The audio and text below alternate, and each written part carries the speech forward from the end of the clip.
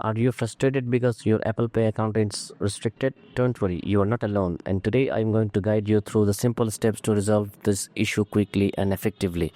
Step 1. Verify your identity. First things first, open the Settings app on your iPhone. Scroll down until you find Wallet and Apple Pay. Tap on your Apple Cash Card. Here you'll need to verify your identity. This is crucial because many restrictions stem from identity verification issues. If you have previously entered incorrect information such as your date of birth, make sure to correct it. Step 2. Reset all settings. If verifying your identity does not solve the problem, the next step is to reset all settings. Go back to Settings, tap on General, then select Transfer or Reset iPhone. Choose Reset All Settings. This won't delete your data but will reset system settings that might be causing the issue. Step 3. Contact Apple Support. If your account is still restricted after these steps, it's time to reach out for help.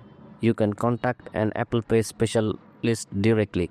To do this, search for Apple Support in the App Store and download the app. From there, you can file a complaint or call their support number for assistance. In summary, fixing a restricted Apple Pay account involves verifying your identity, resetting your settings, and contacting support if needed. Don't let this issue hold you back from using your Apple Pay. If this tutorial helped you, please give it a thumbs up and subscribe for more tech tips. Your feedback is invaluable.